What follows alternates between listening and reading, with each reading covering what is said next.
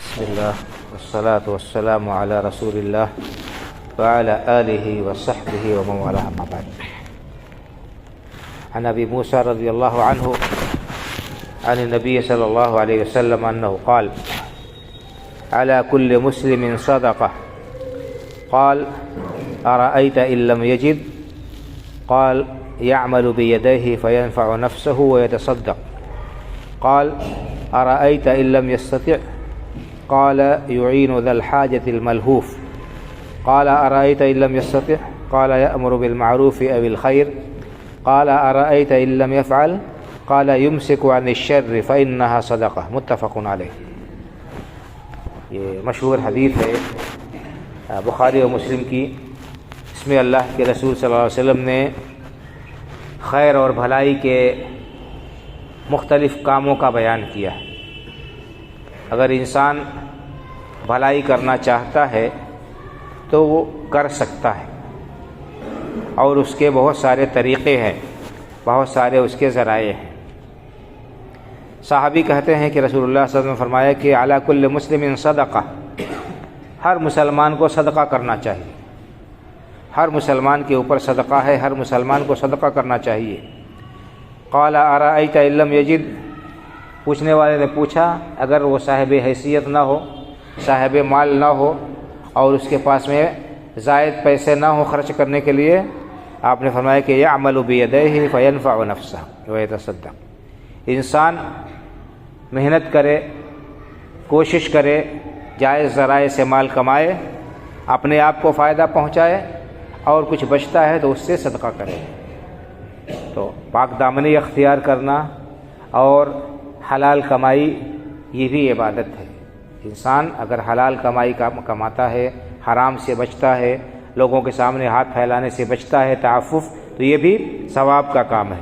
فرمایا کہ انسان خود محنت کرے، کوشش کرے، اپنے آپ کو فائدہ پہنچائے، اور اللہ دیتا ہے تو اس سے صدقہ کرے.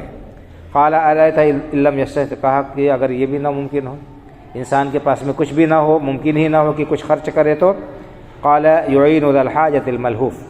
کہا کوئی ضرورت مند ہے، کوئی پریشان حال ہے، اس کی مدد کر دے. کوئی آدمی ہے بوجھ اٹھا رہا ہے، اس بوجھ نہیں اٹھا پا رہا ہے، اس کا ہاتھ بٹا دیں، اس کا بوجھ اٹھانے میں اس کی مدد کر دے. اور اس طرح سے کوئی ایسا کام جو وہ نہ کر سکتا ہو، ہاتھ بٹا کر اس کام کرا دے، یہ بھی صدقہ ہے.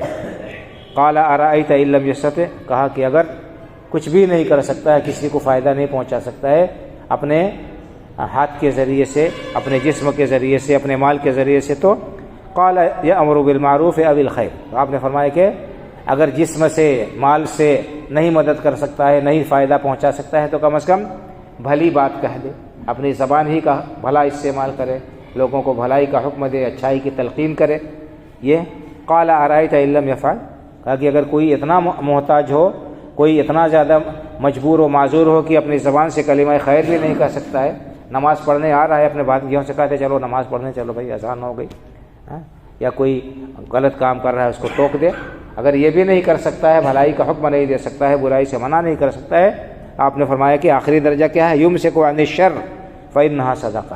اگر کسی کو کسی طرح سے فیض و فائدہ نہیں پہنچا سکتا ہے، نہ قولا نہ فعلا، تو کم از کم اپنی شرارتوں سے لوگوں کو محفوظ رکھے، اپنے شر اور اپنے جو ہے شرارتوں سے لوگوں کو محفوظ رکھے، لوگوں کو نقصان نہ پہنچائے، لوگوں کی کیا ہے، لوگوں کو نقصان نہ پہنچائے، ان کو تکلیف نہ پہنچائے. اتنا تو انسان کر ہی سکتا ہے. اگر یہ بھی نہیں کر سکتا ہے تو سمجھ لیجئے کہ بڑا لاخیرہ انسان ہے، جو لوگوں کو ڈستا رہے، لوگوں کو نقصان پہنچاتا رہے، لوگوں کو تکلیف پہنچاتا رہے. یہ انسان انتہائی جو ہے مذموم ہے. تو اس میں اللہ کے رسول صلی اللہ علیہ وسلم نے خیر اور بھلائی کی باتیں بتائی ہیں. ہمیں چاہیے کہ ان کا اہتمام کریں اور لوگوں کو اپنے قول و فعل کے ذریعے سے فائدہ پہنچانے کی کوشش کریں، اور اپنی شرارتوں سے لوگوں کو بچائے رکھیں اور محفوظ رکھیں، لوگوں کو تکلیف پہنچانے سے، اذیت پہنچانے سے بچیں. یہ بھی ہمارے اپنی ذات پر، اپنی جان پر یہ صدقہ ہوگا، احسان، اور اپنی جان کے ساتھ بھلائی ہوگی. کیونکہ اگر ہم شرارت کریں گے اور شرپسندی کریں گے، لوگوں کا نقصان پہنچائیں گے، تو اس کا وبال ہمیں بھگتنا پڑے گا، اس کا وبال اللہ کے یہاں ہمیں بھگتنا پڑے گا۔ اللہ تعالی ہمیں نیک عمل کی توفیق عطا فرمائے اور برائیوں سے اپنی پناہ اور حفاظت میں رکھے، آمین۔